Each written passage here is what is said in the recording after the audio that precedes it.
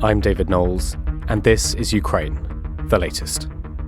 Today, we analyse the replacement of the Ukrainian Commander-in-Chief Valerii Zaluzhny with Oleksandr Syrsky, looking in detail at their records, experience, and views on the challenges ahead.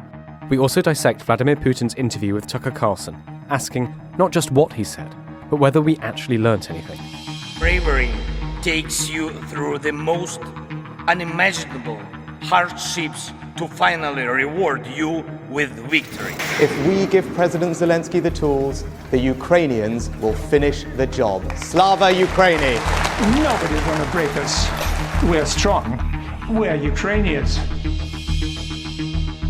Every weekday afternoon, we sit down with leading journalists from the Telegraph's London newsroom and our teams reporting on the ground to bring you the latest news and analysis on the war in Ukraine. It's Friday, the 9th of February, 1 year and 349 days since the full-scale invasion began.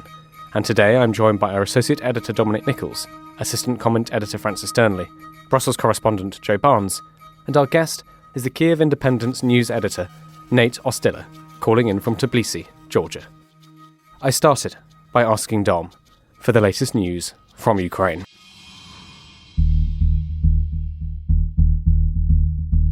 Well, hi, David. Hi, everybody. Welcome, Nate. We'll leave Zaluzhny till a little bit later. First, the updates. So on drones, Russia's military says they shot down 19 Ukrainian drones over the Black Sea and then the regions inside Russia, Bryansk, Krasnodar, Oryol and Kursk Oblast. That comes from Russia's MOD.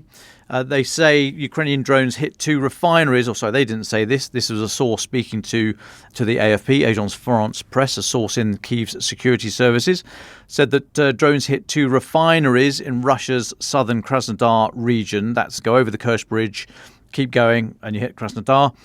And the source said these refineries are legitimate targets. Not only do they work for defence and provide fuel for Russian troops, but they are also important for the Russian economy.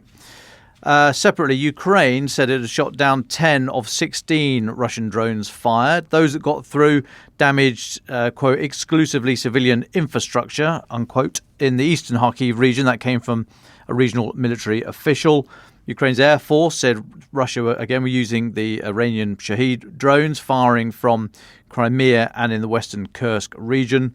In a statement, they said, as a result of combat operations, 10 Shaheds were destroyed in Mykolaiv, Kherson and Kharkiv regions. Now, the next one, Ukraine is said to be facing a critical ammunition shortage. This comes from a senior US military official. Speaking to the Financial Times, this individual said, or blamed the congressional delay on the funding, said it's creating an air bubble and a gap in the hose of supplies to Kyiv. The source said, this is really as grave as we have been portraying it. This is a very grim scenario. It is a desperate situation on the front lines for the Ukrainians, far worse than they are letting on. That last came from a senior NATO diplomat. Then Mark Thijs, Belgium's former Deputy Chief of Defence, speaking to Politico, said it will take years for the EU to develop the arms and ammunition production capacity required to adequately arm Ukraine.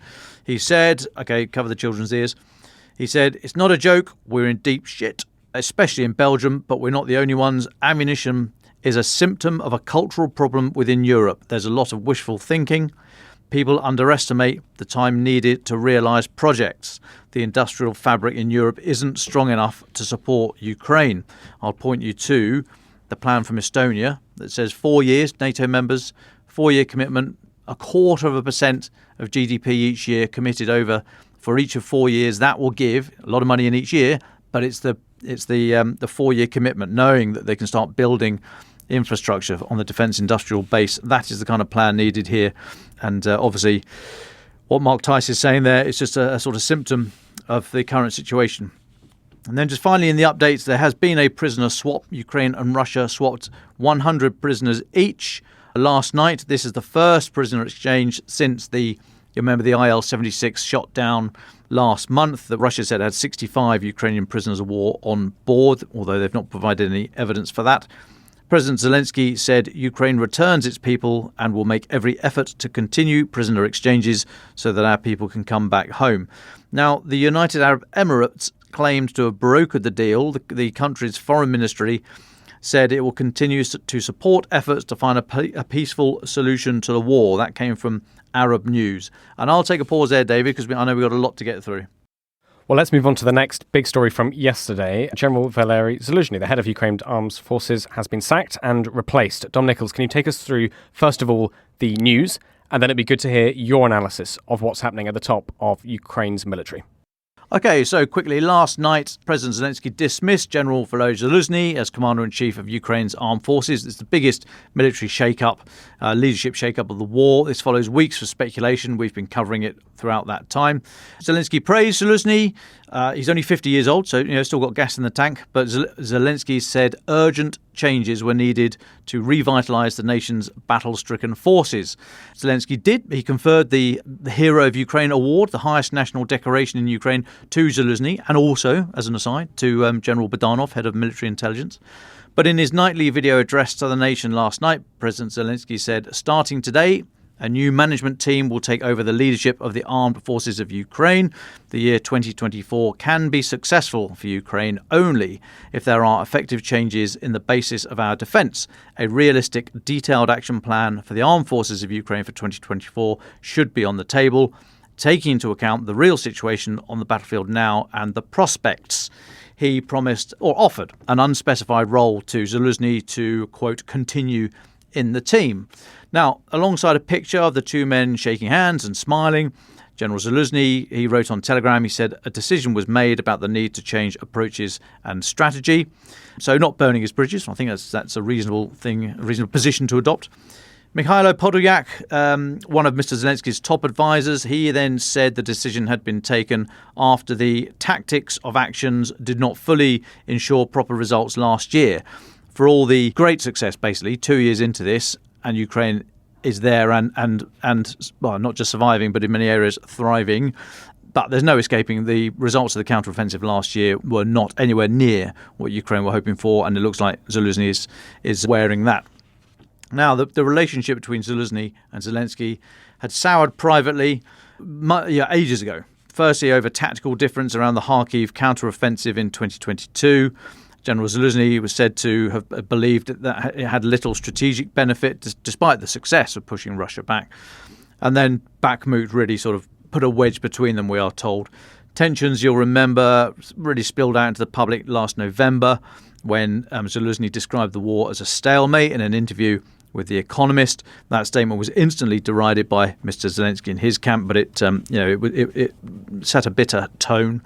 Then around the same time, the president's office removed one of General Zaluzhny's deputies. They sacked the head of Ukraine's medical forces with almost no explanation. And then a month after that, Zelensky publicly rebuffed Zaluzhny's plea for another 500,000 soldiers. So in the wake of this, Vitaly Klitschko, the mayor of Kyiv, he's sort of keeping his powder dry, but he says President Zelensky must explain his decision to replace Zaluzhny with General Oleksandr Syrsky, more of whom we're going to hear about in a moment. Klitschko called on the government to explain the move to the public in order to ensure Ukraine remains united at this critical stage of the war. Then, rather brilliantly, Dmitry Medvedev drained his glass and got stuck in. He called Syrsky a traitor who has turned his back on the Soviet Union. Syrsky was born in what was then the USSR and served in the Soviet Artillery Corps before moving to Ukraine in the 1980s. But Medvedev said he felt a sense of hatred, contempt and disgust at Syrsky's appointment. He was rambling. So speaking on Telegram, he said he had disgust for a man who was a Soviet Russian officer but became a Bandera traitor, who broke his oath and serves the Nazis, destroying his loved ones. May the earth burn under his feet. Fine. Then, right, Professor David Silby, coming back down to earth now, a bit of sense here. Professor David Silby, who's a military historian at Cornell University, he said that Zaluzhny had become the scapegoat, the poster boy, if you like, for the lack of recent military successes. He said, generals in war are like managers in baseball. David, baseball, I believe, is a sort of sport similar to cricket, but you rarely have to count over 10, which is very helpful. So generals in war are like managers in baseball, often blamed for things out of their control. Zaluzhny seems to be taking the fall for the failure of Ukraine's fall offensive and Russia's retaking of the military initiative. Now, I've written today, I said I think this all comes down to trust. There had been a breakdown in trust between Zelensky and Zaluzhny, and that is absolutely critical. There are two other areas to think of here in terms of trust, and that is firstly from the commander-in-chief down to the troops. Now, Zaluzhny had that. He was very popular amongst the troops. Syrsky is seen as a bit colder, if you like, a bit more calculated. He's supposed to be a very much a details guy and to look much more dispassionately, I suppose it could be described, than Zaluzhny. Zaluzhny, you'll remember, it was talking about how Ukraine needs a technological breakthrough, a technological leap to get ahead of Russia in this war. I think Syrsky is much more sort of old school, if you like. I mean, he was born in the Soviet Union. He seems a bit more from the sort of cut from the same cloth as General George Patton, if you like, Second World War, known as Old Blood and Guts, to give you the clue. Remember, he famously once said, "No bastard ever won a war by dying for his country. He won it by making the other poor dumb bastard die for his country." So I think Syrsky comes out of that side. How that will go down with the troops is a question I'll come on to in a moment. But no doubting that Zaluzhny was very, very popular. The third area that's worth looking at is the trust that has to be there between Ukraine and external supporters, the West for shorthand. Now, we know Zaluzhny had a difficult relationship with Mark Milley, the chairman of the Joint Chiefs in the US, so no longer there, but he was the head of the US Armed Forces. And it was said that actually the interaction at that very senior level was done not through the top guys, but through their subordinates, which is not a good place to be, I have to say. The two top figures do need to be able to speak to each other. There was a feeling that Zaluzhny kept his plans too close to his chest and didn't allow the Western leaders and military chiefs much of a view, and they felt that they had a right to see more than they were given all the material and military aid and training and intelligence support. And also, I mean, we've talked about the risk of escalation to the point of the nuclear threshold. I mean, that is a live concern, and some people were getting very twitchy that Zaluzhny just didn't give them enough information upon which to gauge where they were on that sort of escalatory ladder. So that wasn't a great relationship. That has to be tighter. Maybe Syrsky is going to be a bit more open. And I just think that the timing is interesting because the first of those three relationships between the president and the chief of the armed forces has to be absolutely watertight. Now, we're not expecting huge movements on the ground in Ukraine over the next few months. Might be different in the air and the sea, but on the ground, not a huge movement. This year, we think, is a year for training, rearming, equipping, etc., etc. So maybe what they're thinking is, look, let's do it now. Let's get a new commander-in-chief in there now to really cement that relationship with Zelensky. Because once the fighting starts again, and either it doesn't go well for Ukraine, or even if there is catastrophic success for Ukraine, there will be so many demands on both men once they are both subjected to the furnace of combat once again, that if there's any gap in their relationship, it could really prove very, very destructive. So I think they've made the change now. I think Zelensky's made the change now to give him months to bed in, basically, with his new military chief, because they know what's to come. And just finally on this bit, David, if I may, I was speaking about this with one of my contacts, who's a former British infantry officer in Ukraine, advises a variety of Ukrainian special forces and infantry units, fights alongside them as well. His opinion was that the reason Syrsky is unpopular, he said the majority of the tired, unfit and fat too old men in trenches just want to sit there and smoke. They're always waiting for the next magic bullet from the West, be it armoured vehicles, guns, tanks, surface-to-air missiles, F-16s. Syrsky's not like that. Or Syrsky is going to demand more from them. My contact was saying that Syrsky is energetic, imaginative. He has intelligent aggression. I've never heard that phrase before, but actually when I try and unpack it, that makes a lot of sense from a military point of view. My contact says that Syrsky has plenty of experience. We will talk about that because of his how he's held in many eyes for the huge cost of Bakhmut, but he does have experience. And importantly, he seems more willing to listen to advice internally in Ukraine and externally than perhaps Zaluzhny was. My contact saying what is needed now in Ukraine is a re-energized fighting spirit, better tacticians and changes to training programs. He says there are plenty of resources here in Ukraine to draw on. Oleksandr Syrsky will make the necessary enhancements behind the FLOT. The FLOT is the FLOT, forward line of own troops, front line for sake of argument. The women and men who defend Ukraine deserve this, my contact says. So Syrsky is a more complicated character, potentially. He's got history. We will talk about Bakhmut, undoubtedly. He seems a bit of I won't say a cold fish, but much more straight down the line, less warm, if you like. The relationships that he has with troops is much more businesslike, I would suggest. There is a time for both styles of management, and to be a good leader, you have to be able to draw on all different types, depending on the situation, the people you're talking to, and trying to get the best out of. But I think the timing is the most important bit. Why has it happened now? For the reasons I've mentioned. Syrsky is by no means, you don't get to the top of the tree of any military by not having a great military knowledge. So in this regard, yes, he's been commander of land forces, but make no mistake, that doesn't mean that he hasn't got a clue what's going on in the other domains, the maritime, air, cyber, information, space, all that kind of stuff. He will have a great knowledge of those areas, and importantly, an opinion about how to fight best in those domains. So, yeah, interesting to see. I'm not about to sit here and say I'm a great fanboy because I don't know the bloke, not really seen him in action at the top of the tree, but a very interesting character and an interesting time to make the change, David. Well, thank you very much for that, Dom. Today is going to be a long podcast, isn't it? There's so much to get through. So let's go now to Francis, your reaction. Then we'll go to Joe, who I know has been speaking to some soldiers, and then we'll try and move on with some other updates. But Francis Sternley, would you like to go next? Well, thanks, David. As you say, I'm going to stick my neck out here and say I think the past 24 hours was genuinely historic, among the most important of the entire war so far. A wake-up call on many different fronts at once. This reshuffle and its significance for the shift in strategy, which will almost certainly mean now a bloodier 2024. The extraordinary press conference of Joe Biden last night, which I'll turn to later, designed to show he's still up to the job, but which has woken up many on the state of his cognitive decline. And finally, the expressions of Putin's philosophy and intentions in his interview with Tucker Carlson, shedding certain understandings of the dictator and his motivations.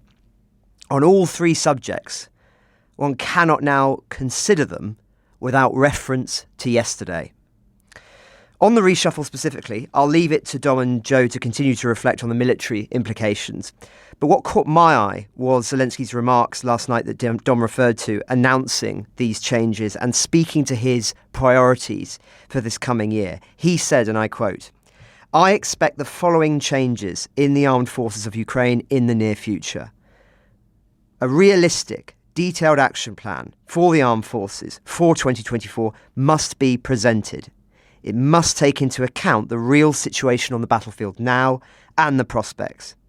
Each combat brigade on the front line must receive effective Western weapons, and there must be a fair redistribution of such weapons in favour of the first line. The logistics problems must be resolved. Avdiivka must not wait for the generals to find out which warehouses the drones are stuck in. Every general must know the front. If a general does not know the front, he does not serve Ukraine. The excessive and unjustified number of personnel in the headquarters must be adjusted. An effective rotation system must be established in the army. The experience of certain combat brigades of the armed forces and units of the State Border Guard, where such systems are in place, can be used as a basis. Rotations are a must. There is an obvious need to improve the quality of training for the warriors. Only trained soldiers can be on the front line. And finally, a new type of forces is being created in the structure of the armed forces, the unmanned systems forces. The first commander is to be appointed. President Zelensky there. So, some of these seem, to me at least, responses to some of the comments by Zaluzhny in that now infamous essay we dissected a few weeks ago, especially on these points about the importance of weapons and logistics. The remark about every general knowing the front is also interesting. Syrsky is known as being a man very much on the ground, embedded in with the troops. The opening of 2024 has been bleak indeed for Kyiv, with bombardments on the capital and waning Western support. The idea the war is in stalemate has taken root following the failed counteroffensive. There has been an apparent disconnect between the politician class of generals, like Zaluzhny, unfairly or fairly, articulate and loved by troops, yet without recent military successes, and men like Syrsky, who's less political but has proven his worth in the defence of Kyiv and the Kharkiv counteroffensive. The risk is that this will see a fraying of Ukrainian society, with unhappy troops, many of them serving continuously for 2 years now, likely to be demoralised. And yet history is full of examples of leaders needing to remove popular generals out of military necessity. But there is evidence that Syrsky is a bloodier general, as Dom referenced. If that horrifies you, then it's on us. The West has not given Kyiv what it needs. Now that all it can do is prepare for new campaigns later in the year, or more likely in 2025, whilst holding off the Russians. One last thought.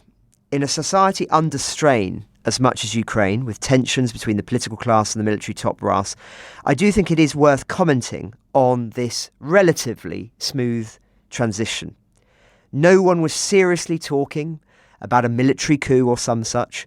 The photo released last night of Zaluzhny and Zelensky shaking hands and smiling was, whilst no doubt concocted, a very powerful symbol. The state, as a state, remains united. This war is entering a new phase now, but I don't think it will be the last we hear of Zaluzhny. Well, thank you very much, Dom and Francis, for talking us through your thoughts there. Joe Barnes, can I come to you? You've been looking at Syrsky's career and also speaking to some soldiers, as I understand it, on their views of the new Ukrainian commander-in-chief. Yeah, so he's a really interesting and quite divisive chap amongst the rank and file. So we could look at his past successes. He led the initial defence of Kyiv in the early first month of the war, and then he spearheaded the Kharkiv counteroffensive. So I won't go too much into detail, but essentially in Kyiv, he threw away the sort of Soviet top-heavy doctrine of the generals make the decisions, no one underneath them has any sort of flexibility, and basically allowed local commanders, local officers to make flexible decisions to basically try and deflect attacks from the Russians, and it worked successfully. Kyiv stood and the Russians retreated back up north. They were chased through Chernihiv into Belarus, and then they sort of subsided to the Donbass. And then, again, sort of un-Soviet-like, I guess, the Ukrainian army in Kharkiv was September 2022, started launching a series of probing attacks and eventually found a slight opening, a gap, and then they threw in a second echelon, a third echelon of sort of armour and infantry and pierced through and managed to essentially create this grand collapse, which became known as the Kharkiv counteroffensive, pushing Russian troops back over the Russian border and liberating swathes of land. And I remember the great fanfare that received. But we move, which was essentially his third major campaign that he was in charge of, which Bakhmut, while it didn't hold any sort of strategic value, tactical value, the Ukrainians made a political decision to hold on to it. And essentially, I think it's 50,000 losses on the Russian side, and I'm sure there are tens of thousands of losses on the Ukrainian side, basically holding on to the city in something that became known as Bakhmut holds. But yeah, let's look a little bit more at Syrsky. Before I go to what some of my conversations with Ukrainian troops. So he is a classically trained Soviet general.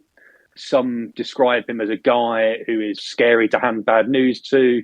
And he essentially got that when he studied as a student at Moscow's Higher Military Command School, which is essentially the Soviet equivalent of Sandhurst, the British military officers' school. He was born in the Vladimir region of Russia when it was still part of the USSR. Where he essentially, he versed himself in Soviet warfare before moving to Ukraine, as Dom mentioned, in the 1980s. Yeah, and what's sort of interesting about that, he served in the Soviet army. Ukraine was still part of the Soviet Union at that point before its independence. So he's a classically schooled general. Yes, he's more bloody. But I think what we can get is from speaking to the rank and file, as I've described them, sort of the everyday troops on the front line, he is rather disliked. And it's not through his sort of tactical acumen, his generalmanship. It is through his sort of, I guess he's a much harder character than Zaluzhny, who was quite like Zaluzhny, saw the worth in not holding on to a position too long, and withdrawing to save the lives of his men and the equipment that they use. Whereas Syrsky is seen as a guy who would hold on and almost to the bitter end. So I was speaking to one Ukrainian soldier last night, whose name, for various reasons, I will keep anonymous. And I asked, what do you think of the swap around? And instantly the response was, I got a picture of 3 emojis of what were T-bone steaks. And I went, what does that mean? Is it red meat for the doubters? And the soldier responded, no, we are the meat and he is the butcher. For him, it's victory or death. And I was like, can you elaborate further? And essentially he said, look, the orders are forward, forward, forward, go, go, go. So essentially, yes, as sort of Doorman Francis alluded to, maybe a bloodier style of fighting, more uncompromising and more, let's take the Russians down with us and let's make sure that we are victorious by killing or defeating every last of one of our enemies. So, it's interesting. And then, I spoke to more. It wasn't an isolated view. Others acknowledged that the move was damaging for morale at a time that Ukraine needs it. Like, it's tough out there. You've got people having to sign up. Like, the first sort of echelon of volunteers is probably exhausted. Lots of these sort of professional soldiers have been either moved up, so in command positions now, or they have been killed or wounded, is the nature of such a sort of bloody conflict. So you find more people are going to be needed to recruit. So you had Zaluzhny beforehand before his sacking, was talking about a mobilization of 500,000 men. That's going to be controversial, and lots of people are going to hear horror stories of Bakhmut. And even when I was, it's been a long time since I've been in Ukraine now, and I was speaking to people who were preparing for the counteroffensive as it was then, and they were saying the chief fear amongst soldiers and people volunteering or being conscripted into the Ukrainian armed forces is they're going to just get sent straight to Bakhmut or a similar meat grinder like that, with very little training. So the training thing is obviously not accurate, but that's just one of the fears that sort of surrounds society. So it's interesting at a time. But then on the flip side, General Syrsky is an accomplished general. He's had some great campaigns under his belt. He's shown flexibility. He's a veteran of the Donbass War of 2014. He marshalled sort of 6,000 troops out to withdraw after the signing of Minsk II in, I think, early 2015. He was a big part of Operation Orbital, which was the original sort of UK NATO training effort to bring Ukrainian forces up to scratch after the Donbass War and to give them extra skills. And then I guess the other thing to mention is much going to change? So as Dom and Francis was speaking, Syrsky's given his opening gambit on a Telegram post. He's basically given an olive branch to the rank and file who are fearful of his tactics, saying that the lives of Ukraine's troops is its main value. He's gone on to speak a lot about the things that Zaluzhny was speaking about, the need for innovative weapons, drones, unmanned systems, or uncrewed. I got complained at by a NATO official or diplomat this week for calling it a drone and unmanned system rather than a uncrewed system, is the PC world we live in. So tactics aren't drastically going to change, but I think it's just the attitude. Is Syrsky going to trigger another sort of Bakhmut situation where he looks to blunt any Russian offensive ability by really dragging them into a battle? Avdiivka, that potentially is a city where that could happen. It's right on the edge of being encircled by the Russians. Sort of the updates out of it are perilous. Here, mass Russian casualties, but you also hear the relentless onslaught by the Russians, and the Ukrainians are suffering from ammunition and shell shortages there. So it's a really sort of desperate situation. But will Syrsky order defences to hold rather than withdrawing to the second line of defence and basically looking to save and conserve manpower and ammunition there? But I'll stop there and leave to any question. Well, thank you very much, Joe, Francis and Dom for taking us through all of that news. Coming up, we discuss the marathon interview Russian President Vladimir Putin gave to Tucker Carlson with the Kyiv Independent's news editor Nate Ostiller. Before we get into that discussion, however, here's a few seconds of the interview itself, just to give you a flavour of the tone of discussion. One of our senior United States senators from the state of New York, Chuck Schumer, said yesterday, I believe, that we have to continue to fund the Ukrainian effort or U.S. soldiers, citizens could wind up fighting there. How do you assess that? Well, if somebody has the desire to send regular troops, that would certainly bring humanity to the brink of very serious global conflict. This is obvious. Do the United States need this? What for? Thousands of miles away from your national territory. Don't you have anything better to do? You have issues on the border, issues with migration, issues with the national debt, more than $33 trillion. You have nothing better to do, so you should fight in Ukraine?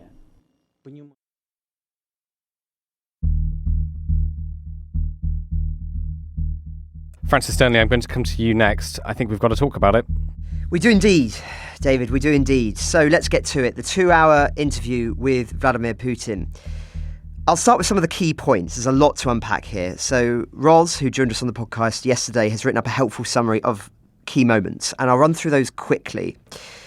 Putin began by offering a more than 30-minute counterfactual history lesson to a rather bemused Tucker Carlson. His interjections, "How is this relevant, Mr. President?" were swiftly shot down by Putin, who said, "Are we going to have a serious talk or a show?" After a romp through history covering everything from Genghis Khan to the Roman Empire, trying to lay out his case for why Ukraine is Russian, he moved on, bizarrely, to offer his thoughts on the future of mankind. Mankind is currently facing many threats due to the genetic researchers. It is now possible to create this superhuman, a specialised human being, a genetically engineered athlete, scientist, military man.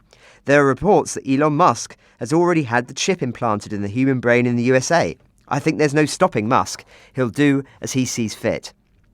He then added that an international agreement on how to regulate these things was needed to address the threat from the unbridled and uncontrolled development of AI or genetics in any other field. If you're not getting the picture yet, this was a rambling interview on a lot of different subjects.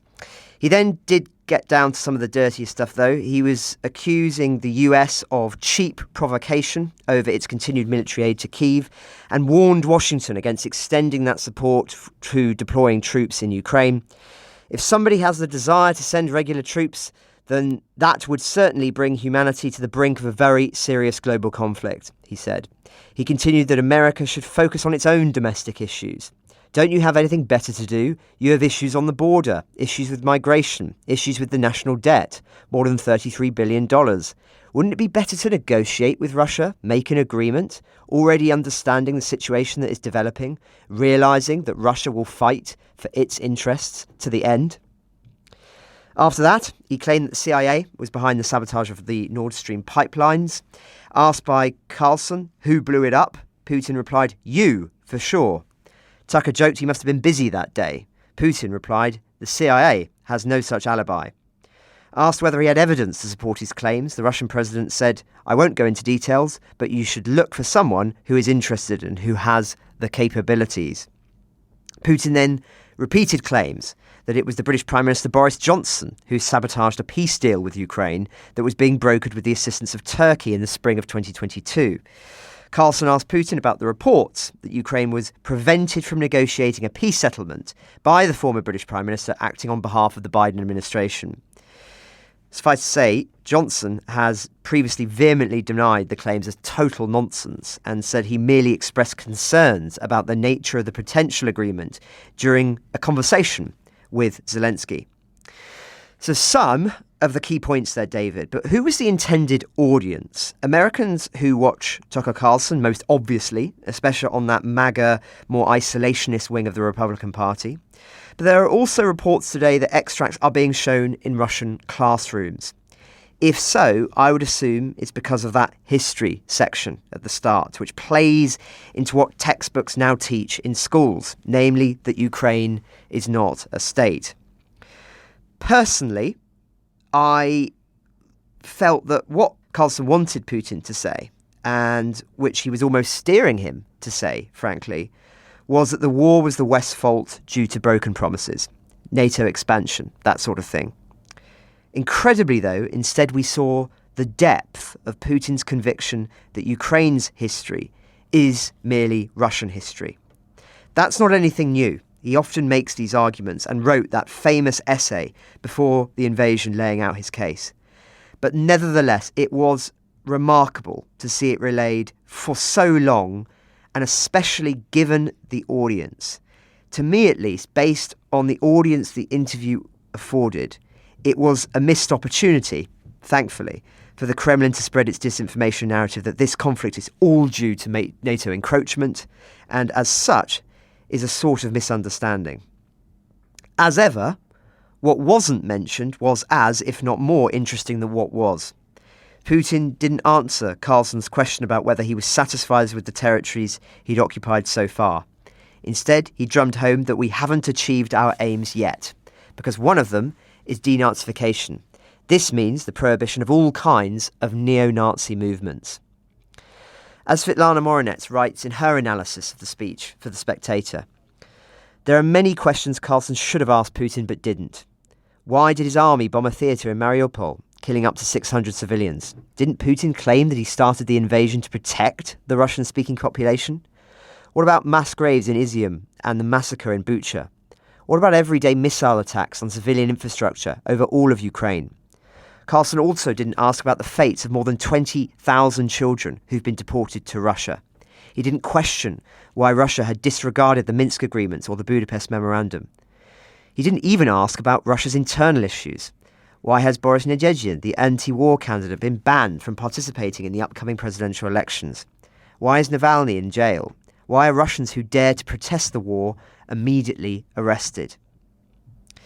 That's before one even gets to the question of taste, David. Whilst humour can, of course, be an effective tool employed by journalists in interviews to try and get the truth out of their interviewees, there were moments where they were laughing together, which Carlson never acknowledged before or after the interview.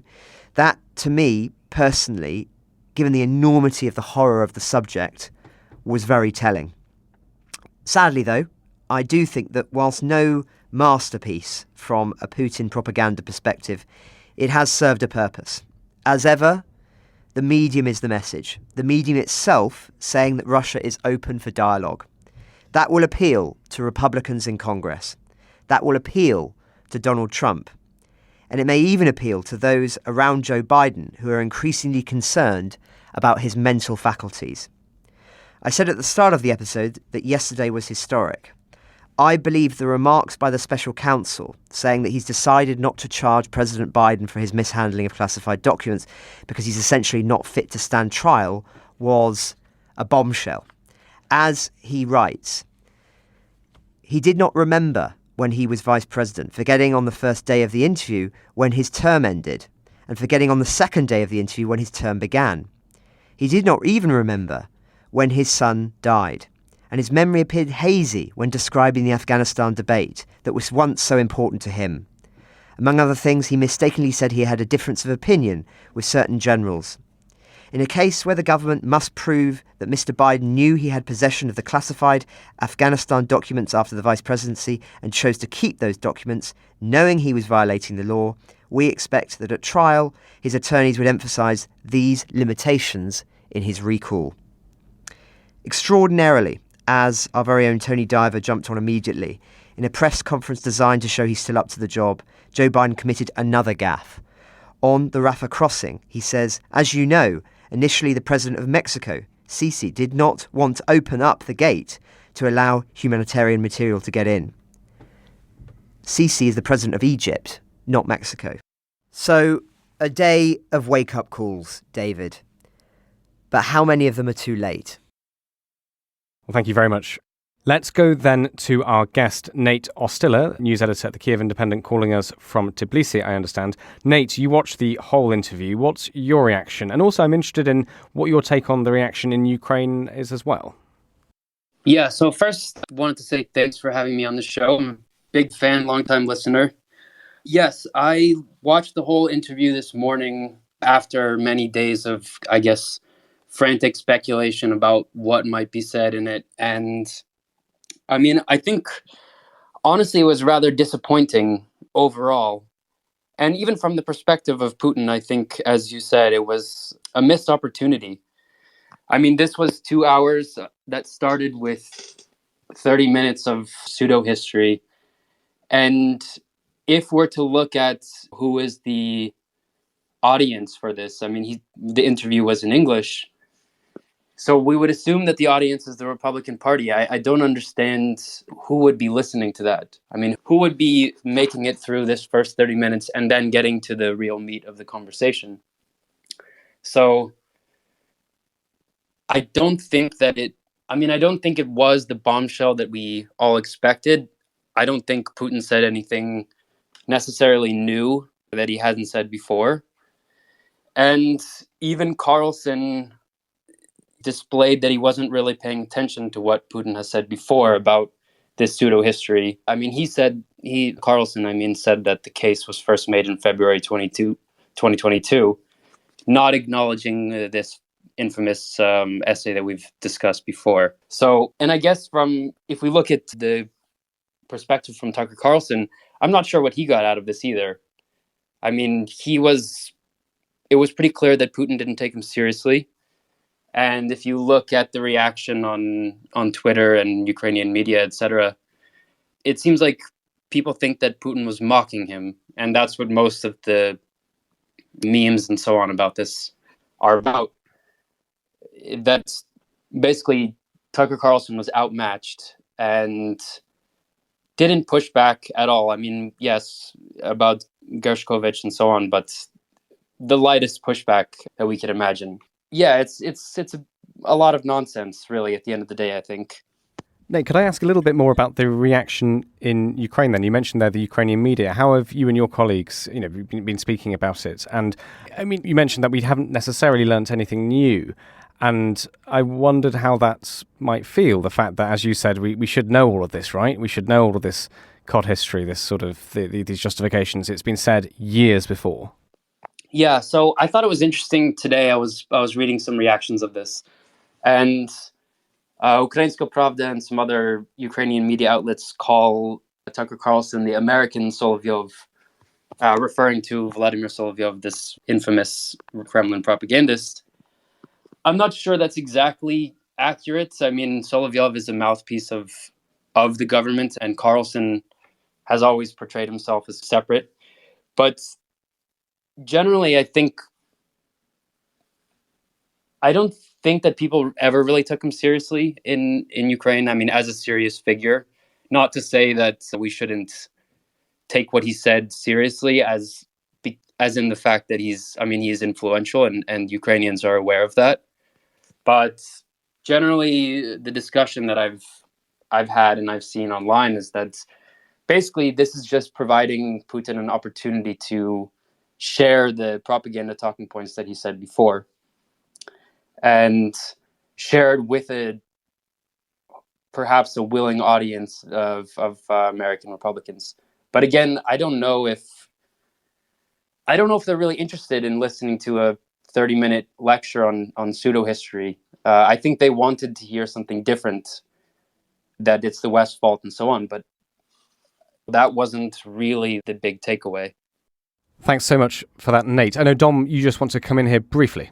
Yeah, I just wanted to say I think we did actually learn something new, and I think that is that we learned how inflexible of mind Putin is, and that is different from being convinced of your position and steadfast and seeing it through to the end.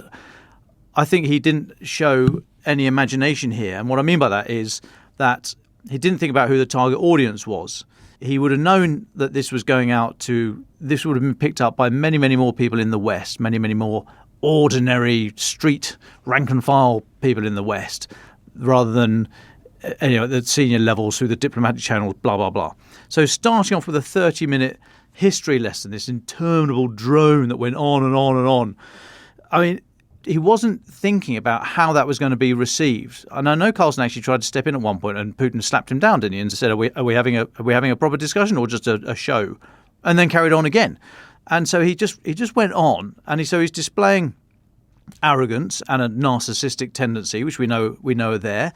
That those in and of themselves, not necessarily a bad look. They can make good telly, but the worst crime for TV. He was boring. And in this case, he was critical of the US, and he was critical of Carlson, or he spoke down to him. And I don't think that will play well with the audience, especially not the boring bit. So I think he just didn't think about who was going to be paying attention to his words and adjusted accordingly. If he tried to speak to the common man and the woman in Fifth Avenue and in Paris and London and all the rest of it, he absolutely didn't do that. He gave us a long, rambling speech on and on like a nun's knickers. I mean, it just didn't really do anything new, and it would have turned off the very audience that he had a chance of trying to speak to directly. Nate, would you like to add your thoughts to that? And then actually it would be quite interesting to hear some of your thoughts on what we were talking about earlier, the replacement of Zaluzhny with Syrsky. Yeah, I mean, I think Dom is exactly correct. This was a huge opportunity and a rare one to be able to speak directly to this space that he really needs. He could really use. And he displayed zero awareness of that. I mean, there's many things that he could have said differently. And Tucker Carlson tried to guide him, hold his hand to get him there, and he still couldn't see that the history lesson was not the right move. But, I mean, did we learn anything about Tucker Carlson? I'm not sure. I mean, he's been saying these pro-Russian things for years. This is not anything new either. I mean, he also has always tried to portray himself as, he likes to question things, and he likes to be cautious about the way that he says stuff to give this plausible deniability. Like, he doesn't say, "Oh, I think this happened." He says, "We don't know." And he said that about, various things, various Russian propaganda talking points, the biolabs and so on. But he always says, "We don't know." And that's something that we also see in Russian propaganda, of course. I mean, that's the tagline of RT question more. And this tactic that he often uses, not just him, of course. But yeah, I mean, as a takeaway, I don't really think this event turned out to be the thing that we thought it was going to be. And I wonder if both of them are now thinking that this was a missed opportunity. Fascinating. Thank you so much, Nate. Francis, I realise you have a final update before we go to our final thoughts. Thanks. Just very quickly, since we've covered it so much this week, and for good reason. In Washington, listeners will recall our conversations about the aid package for Ukraine and whether it is essentially dead in Congress. Well, last night there has been some progress, with senators backing a procedural motion exceeding the threshold required in a shift that surprised people to allow the bill to advance. It doesn't mean that it is going to pass. It just means that it is allowed to at least be still active and not killed stone dead. No immediate word on when it will be considered passage, but there is now conversations taking place about the state of the bill. We'll just have to see what happens, but it is not completely dead yet. As Ross says, there were still conversations taking place, it seems, very late last night. Thank you very much, Francis. Let's go to Dom Nichols first then for your final thought. Yeah, sure. Thanks, David. So just to round this one off, I note with interest the Kremlin says it is grateful for the influx of Putin interview requests from Western media outlets following the Carlson's interview. I mean, I will try and ring the ring again and put my name in there. They still haven't told me if I'm allowed back in the country, but anyway, never mind. But I note with interest, and thank you, Brendan, a regular listener, for sending this. In the interest of balance, Carlson says he's very interested in balance. Brendan says, does it not now make sense for Tucker Carlson to interview Mr. Zelensky, as long as that can be viewed in Russia unedited? That's an interesting point, Brendan, and one I'm sure the professional journalist Tucker Carlson will be acting upon as we speak. Thank you very much, Dom. Joe Barnes, let's go to you next. Yeah, I'm going to also go on the interview. And while it was a leader rambling on as much as we see Joe Biden rambling at times and finding himself a bit lost, we shouldn't actually forget the dangers of this.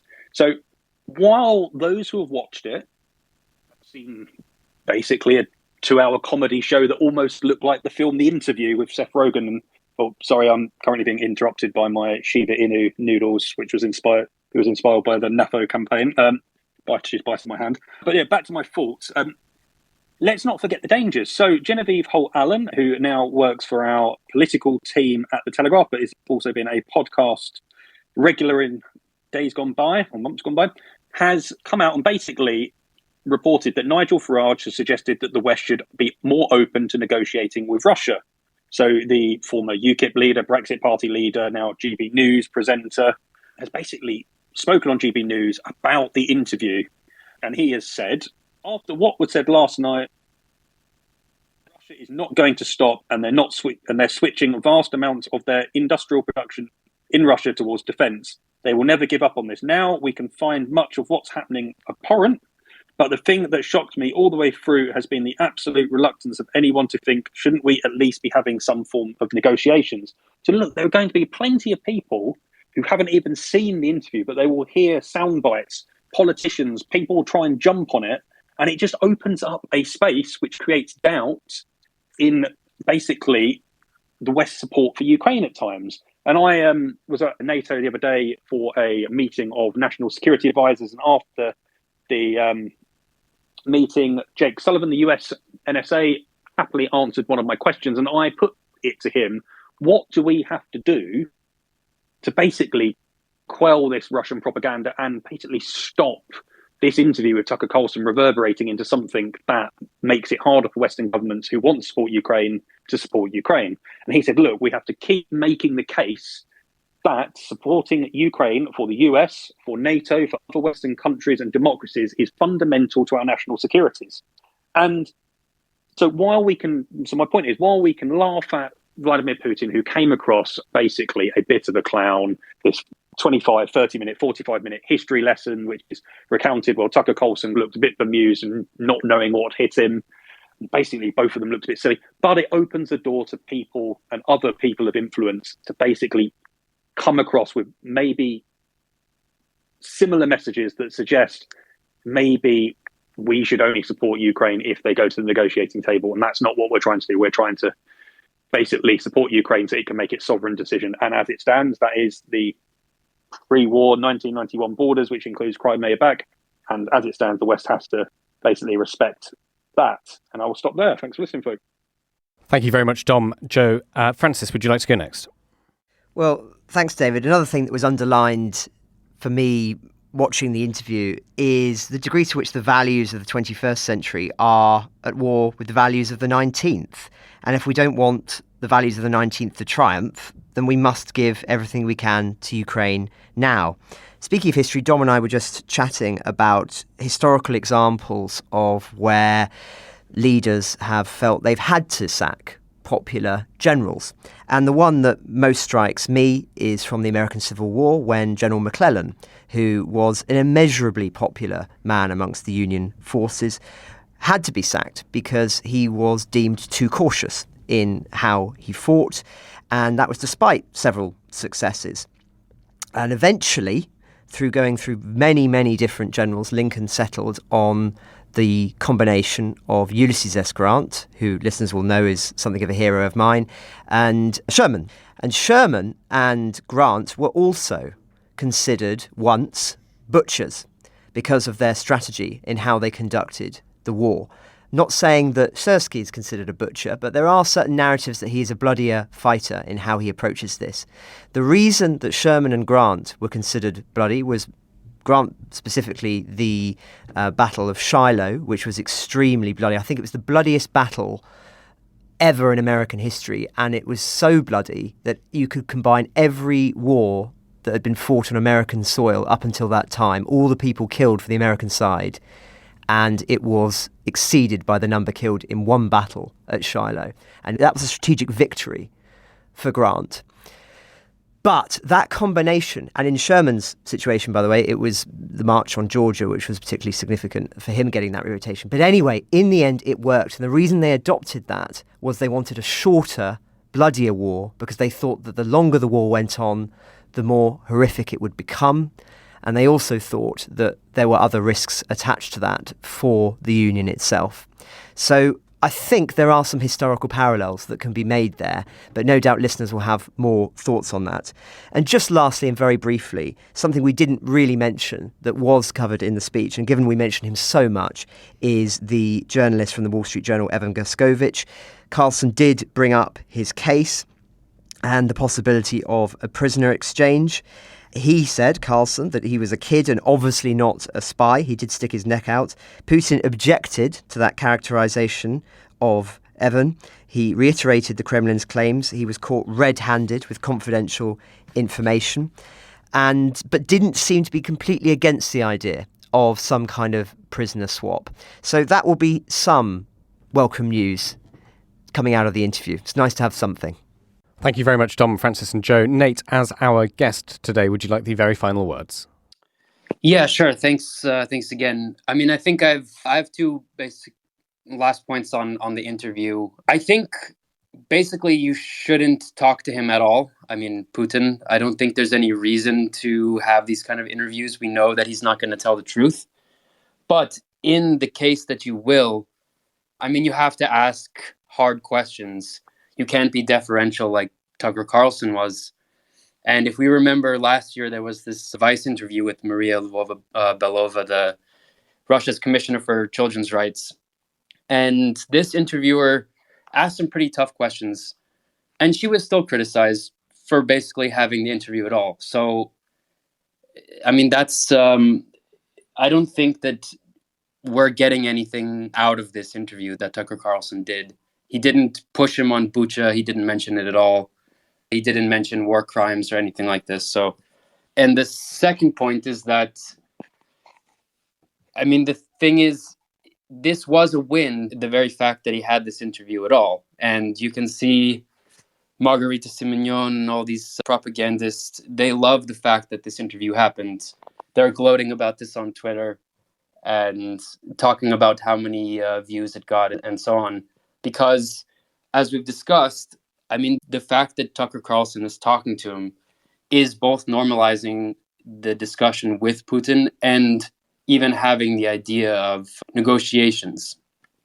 So these are not helpful things. And yes, even though they both came out of this interview looking quite poor and saying a lot of nonsense, I think we're all worse off that this interview happened. Ukraine the Latest is an original podcast from The Telegraph. To stay on top of all of our Ukraine news, analysis and dispatches from the ground, subscribe to The Telegraph.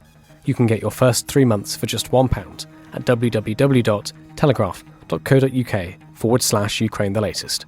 Or sign up to Dispatches, our world affairs newsletter which brings stories from our award-winning foreign correspondents straight to your inbox.